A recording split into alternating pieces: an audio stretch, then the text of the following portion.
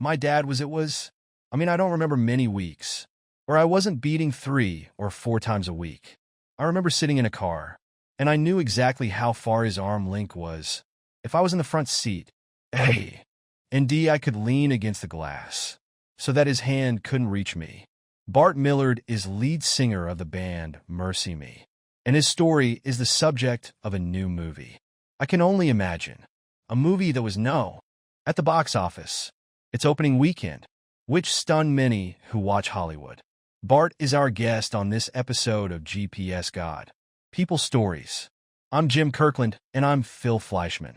There is so much to the story of God's work in Bart's life that we're going to share it over 2 episodes of GPS. In this episode, Bart tells the story of his life, from childhood through the writing of Mercy Me's huge hit. I can only imagine that song is about trying to imagine what someone experiences when they enter heaven. And you'll hear insight from Billy Graham on that very subject a little later in this episode. Then, of a place where there will be no sorrow, and no parting, no pain, no sickness, no death, no quotas, no misunderstandings, no sins, and no tears. The Bible says that's the way heaven is going to be. You can secure your place in heaven right now by surrendering your life to Jesus Christ. We can tell you more at this website. Find peace with GodNet. That's Find Peace with GodNet PPS God People Stories. My pair NTS divorced when I was and then my mom remarried when I was she remarried a couple of times. Mrs. Millard left her husband Arthur because he had become abusive. But very few people knew that abuse. At first, Bart and his older brother lived with her mom, who was battling severe depression and taking Valium for a medical condition. As a result, she often didn't even get out of bed. Irene, my brother, and I'm walking to Taco Bell to feed ourselves. And my brother would have been years old about a year after the divorce. Bart's mom married another abusive man. Marriage lasted about 3 months. Then she married again. He was an abusive, but his job transferred him from Bart's hometown of Greenville, Texas, to San Antonio. The boys went to live with their dad. And I think generally her plan was to come back and get me. Get settled, and we're not going to pull you out of school. In the middle of the year, I'm going to get you, and in the reason I believe. As I remember her wanting to come get me. And as bad as the abuse was, I didn't want to leave my bro. I didn't want to leave. And for whatever reason, she gave me the choice. My brother is no way he was on a move, because he was that years of his friends and stuff. And I just want to stay with him. He was my one source of safety, was my older brother. Bart says he was the target of his dad's abuse. Far more and his brother was. And he thinks one reason for that might be that he was born after his dad was in a very serious accident. He went and started working her construction site you would. Could those guys that flag traffic through construction sites. He started there and he got hit by a diesel launch, feet in the air, but didn't break a bone in his body because of, he's a big dude. But he went to coma for about weeks I think years before I was born. And my mom said he was a teddy bear, the sweetest guy ever. And then after that accident, when he came out of the coma, he was a monster. Took people to hold him down. He would start cat calling, and for real perverted to the nurses she goes. I did not know who that person was. In addition to the construction accident, Bart's dad also took a lot of blows to the head when he played college football. Bart wonders if both factors led to his dad's violence. I don't remember many weeks where I was beaten times a week. I remember sitting in a car, and I knew exactly how far his arm length was. If I was in the front seat, and I could lean against the glass so that his hand couldn't reach me. You would if somebody cut him off. He punched me in the chest or swinger and hit me. And it was such a, immediately wouldn't even think about it. And if he was embarrassed at arrest, I knew that I was gonna pay for it when we got home. It's not even saying embarrassing. I did something embarrassing. Like if the waitress or somebody said something or whatever. Osh, he still to drink embarrassed. I would take it. I mean, it was like you would think any. You would think he was like. You hear stories like alcoholic stuff like this. My dad never drank a drop. No stance abuse or whatever. The worst beating Bart ever got was when he was in the 5th grade. He says he usually had terrible grades. But this one time he made honor roll. If you made honor roll bad, some kind of little grade ceremony, try to take a letter home, and your parents had to sign it saying, well, we've seen it and we're going to come right well. Everything scared me so bad that I forged my honor roll. Letter. I was so afraid. I just didn't know, and I remember taking it back. Obviously, it's a grade, trying to forge it, so it wasn't done well. An A and the teachers thought it was cute. And D, so they called my dad and said, it is so funny that he thought he had to forge it. Bless his heart, it's such a good thing. Well, that embarrassed my dad so badly that it was the worst beating I've ever taken, to where I remember sleeping on my stomach, because from the back of my neck all the way to the back of my knees was black and blue, and it hurt so bad to lay in my back. There were good times for Bart and his dad, though. For example, at holidays when family came around, Bart says his dad was funny and outgoing. Bart said he was like the dad I always wanted. And those aren't the only good childhood memories Bart has of his dad. My dad would always, whenever he would, hit me or whatever about an hour afterwards.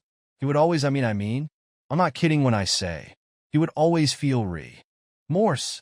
And I do believe, looking back, part of us is something that he literally couldn't control. So there was some kind of brain damage taking place. And he'd find remorse, and he would call him Ain. And he would. I know it sounds crazy, he would genuinely. He would apologize for what he'd done. And then we'd sit on the couch. I'd lay my head in his lap, and we'd watch TV. This works out great. Well, she would get off at o'clock, and she told me as an adult I stayed because you were still singing every night, and I would lock up for you. Another woman who played a big part in Bart's Ingaing career was his high school choir teacher. The only reason he was in her class was because he broke both of his ankles in football practice and couldn't play anymore, so the only class left open was choir. One day his choir teacher heard him singing in the church sanctuary, and she was like, you can sing, and I was like, no, I can't. And then she ended up reluctantly. In my part, she casted me as the lead in Oklahoma musical, and she literally was single-handedly the person that convinced me that I had a gift if it wasn't for her.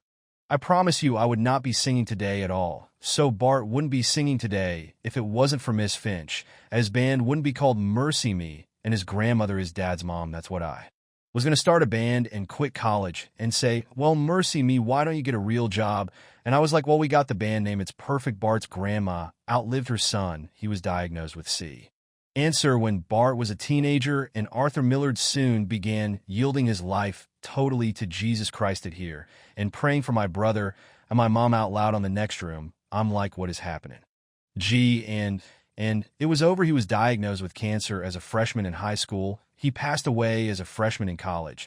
So in that 4 or 5 year period, probably the last 2.5, 3 years, is when it really, God was doing a work in him. But, just maybe out here praying each night, he would fall asleep with his face in the Word every night. And I was like, I didn't. Tino, we own a Bible in the house. Bart's quick to point out that he had nothing to do with his dad's transformation. In fact, I didn't want grace to be for him, to be quite honest with you, like you can.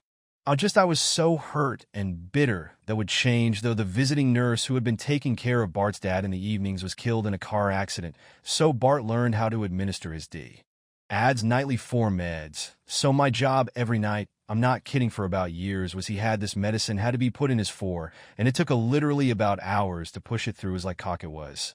So thick. And so every night, my junior and senior high school, when teenagers, last thing I do is sit at home, I would come home and sit there and push this medicine through his 4. So we would stay up and talk every night for at least 2 hours for those 2 formidable years of my life about everything, about who I shouldn't be dating, what's going to happen after my dad's gone, and everything in between. And so that's when I realized this man is completely different not only was he like transformed and just compassionate the way he was pouring into me with the word of God, I was like, how can you possibly know this? And that's when I realized that there were years of him just being in the word on a nightly basis when I just didn't pay attention. Bart's dad died, and when he passed away my freshman.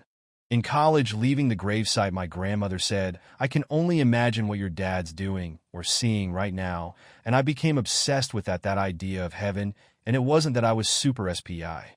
Ritual, I was a Christian and going to church stuff, but it was more like this OCD kind of I became obsessed with heaven and him being whole because it was easier than looking at an empty bedroom. And so it kind of became a tick for me, like just I would write I can imagine down everything, get my hands on, if I was on hold on the phone, like if I had a pen in my hand and I was doy.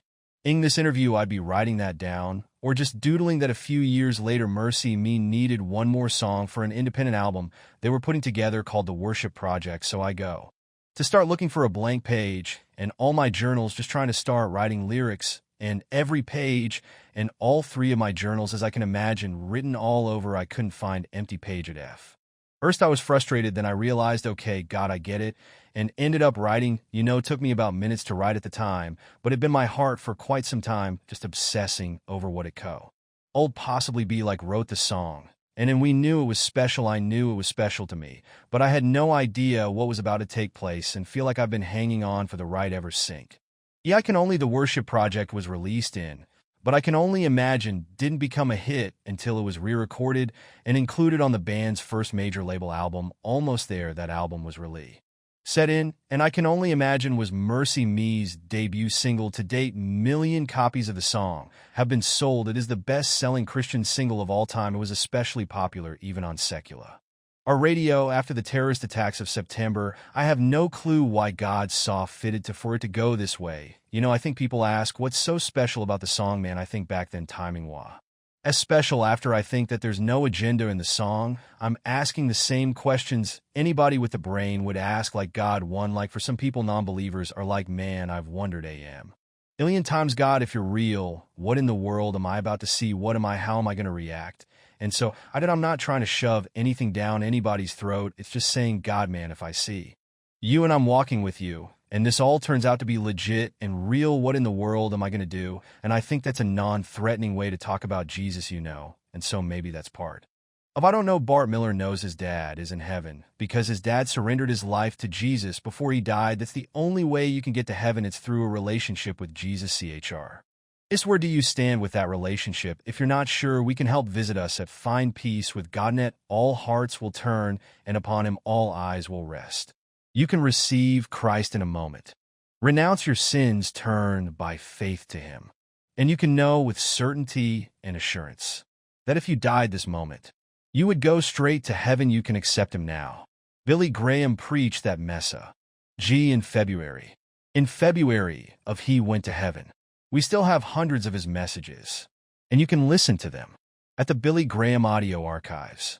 All you have to do is go to billygramradio.org. The messages are absolutely free. You don't even need to register. They're yours for the listening. billygramradio.org.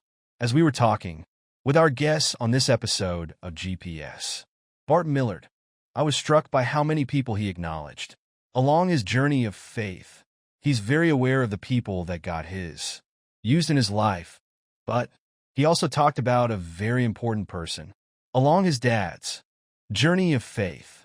Her name is Jerry, and Bart's dad dated for the last few years of his life. He didn't want to marry her, knowing that he was going to die. She was probably the biggest godly influence in his life during that time. She was an amazing woman, and the nights that I didn't want anything to do with them were when I got my license. Was nowhere to be found to stay away from. She was there like, you've got to make this right. Yes, she just poured into him for all those years. It wasn't like any one thing. It was just like she never left him. And it's on his worst time, she was there with him, and she was such a godly woman. We want to thank Bart Millard for taking the time to talk with us.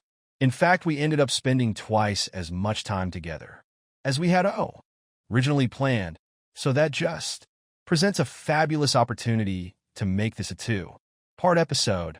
So a thank you for listening to installment number uno, and we think you'll be wanting to be back with us for the next one as well.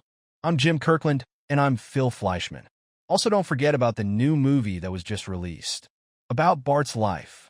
It's got the same title as Mercy Me's huge hit, Icon, Ly Imagine, and finally, we want to say thank you to the producer of this episode of GPS, Josh Patson, GPS God. People Stories. It's an outreach of the Billy Graham Evangelistic Association. Always good news.